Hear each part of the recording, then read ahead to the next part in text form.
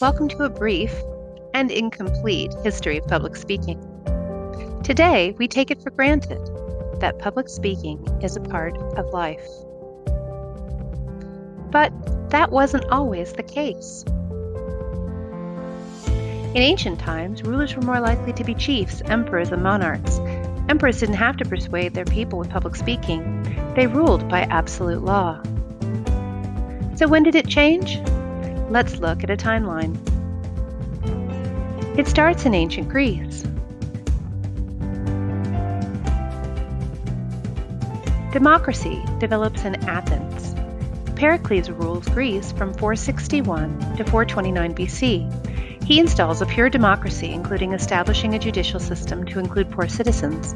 He also establishes a popular assembly to review laws. Sophists begin teaching public speaking.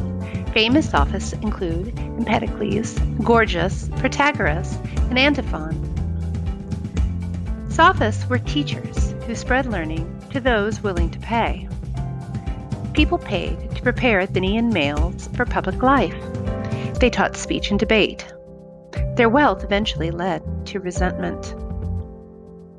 Great thinkers emerge during this time in Greece. Possibly the most famous is Aristotle. He defines rhetoric as the faculty of discovering, in the particular case, all the available means of persuasion. He writes what is arguably the most famous works on speaking and persuasion. Isocrates founds the first Academy of Rhetoric about this time. Plato, on the other hand, expresses concerns about manipulation of people through rhetorical persuasion. Let's move on to the Roman Republic. It creates two social groups, patricians and plebeians. Cicero, born in 106 BC, writes the 5 canons of rhetoric.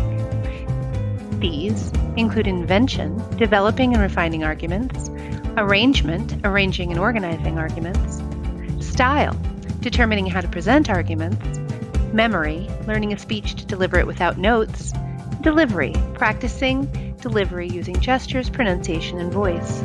These same things are still taught in public speaking today.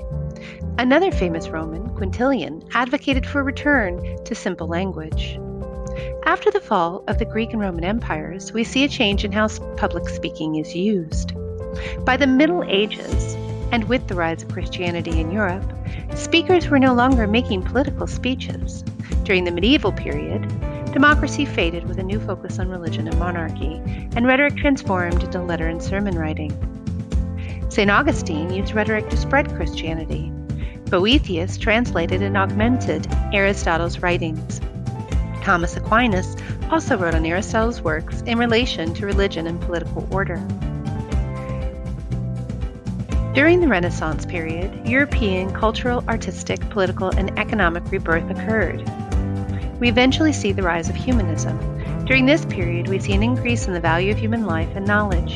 Humanists also believe that the true eloquence arises from harmonious union between wisdom and eloquence. This time also reintroduces classical standards of Latin composition. As we move into the modern day, we see rhetoric move beyond politics into advertising and social movements. Marshall McLuhan is often considered the father of media studies. He argues that the medium, like TV, movies, and newspapers, are not just the way messages are sent, but also part of the message themselves. Kenneth Burke is one of the great rhetorical thinkers of modern times. His key arguments include a speaker's identification with the audience as a means of persuasion, rhetoric as a way that our social identity is formed, language creating terministic screens through which we see the world, and a dramatistic pentad that can be used to identify rhetorical motives. So over time, we can see the purpose and study of rhetoric has changed since antiquity to modern day. And that's a brief and incomplete history of public speaking.